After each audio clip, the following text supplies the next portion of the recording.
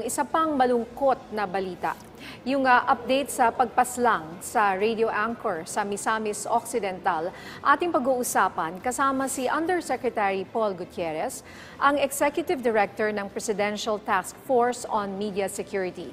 Yusek Gutierrez, magandang tanghali po at welcome sa Bagong Pilipinas Ngayon. Yes, magandang tanghali po at salamat po sa imbitasyon. Sa kabila ng utos ni Pangulong Ferdinand R. Marcos Jr., ano na po ang mga unang hakbang ng inyong ahensya upang maresolba ang pagpaslang sa radio broadcaster na si Juan Humalon diyan po sa Misamis Occidental? Wala, bago pa man po ang naging mariing pagkondena ng ating Pangulong Marcos kahapon dahil po sa nangyaring insidente sa Misamis Occidental, tayo po, the moment po na nabalitaan natin na may ganitong ang insidente, ay nakipag-usap na po agad tayo sa Philippine National Police through the Directorate for Investigation and Detection Management sa ilalim po ni General Eric Noble at saka po sa National Bureau of Investigation sa ilalim po ni Director Lemos, sa Presidential Anti-Organized Crime Commission po sa ilalim po ni Executive Director Gilbert Cruz. And kahit po sa National Intelligence Coordinating Agency, tayo po ay agad na nakipag-coordination sa kanila upang sama-sama po ang lahat ng mga ahensya ng gobyerno, pangunguna po ng SITG, Johnny Walker na binuo ng PNP, na ma-resolve po itong incidente ito. So, Yusek Paul, no? Meron na po ba tayong development sa posibleng motibo at suspect sa pagpaslang kay radio anchor kahapon? Bali ang development dito, boss, sa ngayon po, I hope na by today natapos na po yung pag-execute ng affidavit ng mga nakuhang witness ng ating SITG, ano? And meron po silang tinitingnan dito ng tatlong suspect. Kanina pong umaga ay nakita nating nilabas na po yung tinatawag nating computer-generated sketch ng isa po sa mga gunman at patuloy naman po ang investigasyon and we believe na as soon as possible time sa dami po ng ahensya ng ating pamahalaan na nagkakapit-bisig para dito sa investigasyon ay mariresolve po natin ito. Okay, meron po ba kayong impormasyon kung may nakabangga ang radio anchor na pinaslang po at posible po bang may connection ito sa katatapos lang na eleksyon? Yes, bali, batay na rin sa paunang ulat na natanggap natin mula sa Misamis Occidental PNP, ano?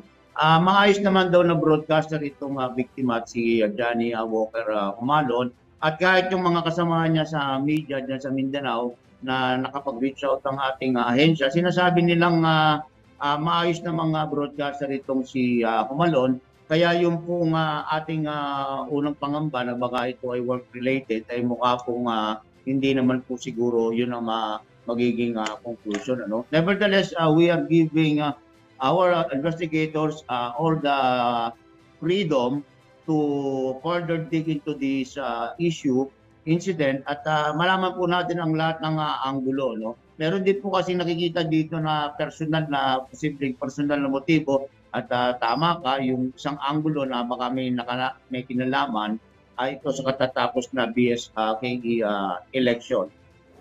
You know, Yusek, malaking palaisipan sa ating mga kababayan yung nangyari, no? Kasi very brazen yung nangyari. So sana po, no, mahanap kaagad natin itong kung sino man ang salarin dito at mapanagot sa ating batas. So, Yusek, nakausap nyo na rin po ba yung Mindanao Independent Press Council hinggil sa insidenteng ito?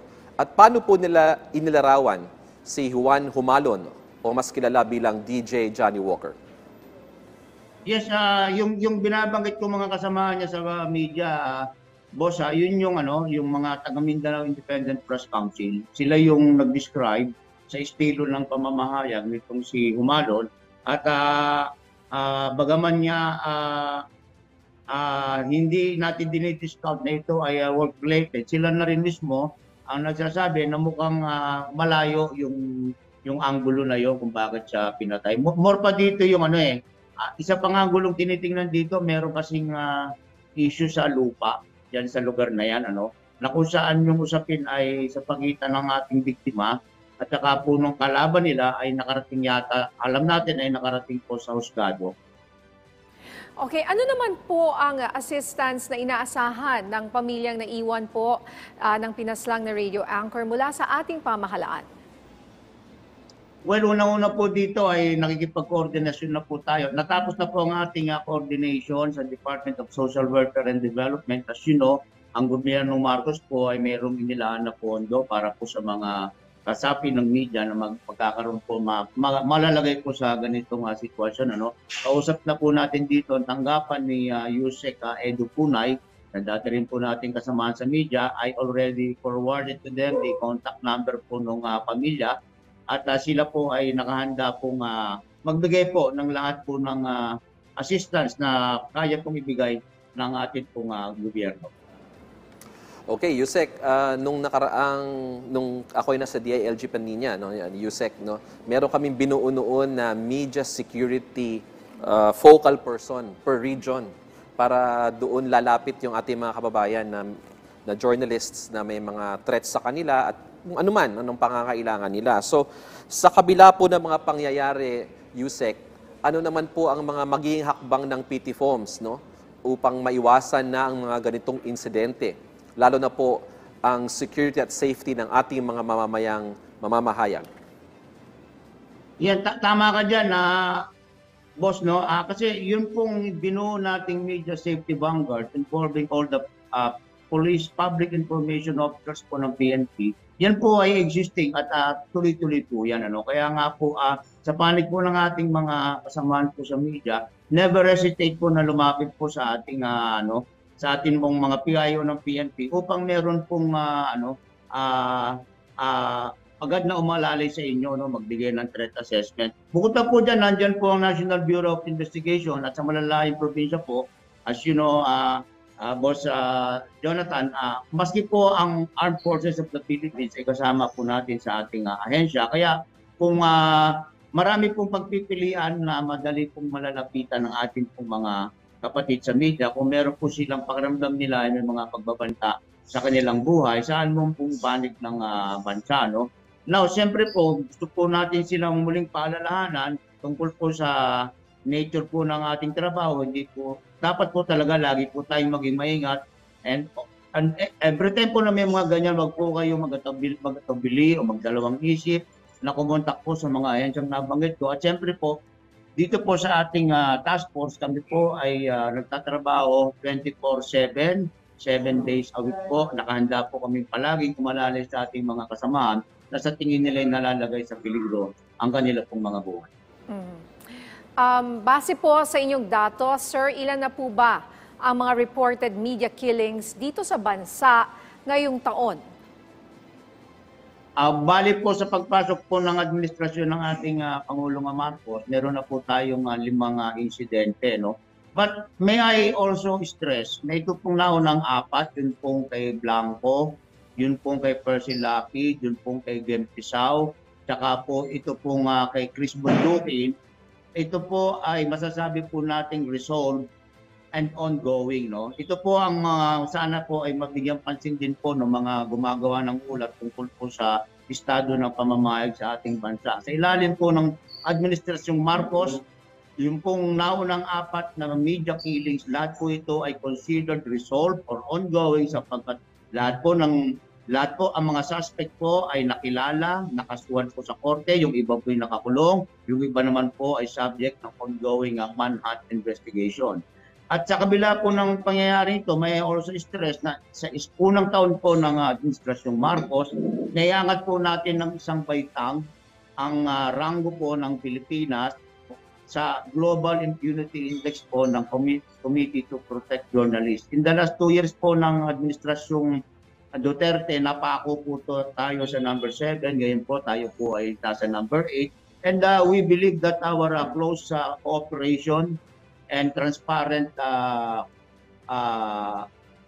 alliance work sa lahat po ng mga local and international organizations patungkol po sa media, magbubunga po ito ng maganda pang pag-angat sa estado po sa ranking po ng Pilipinas sa mga darating na panahon.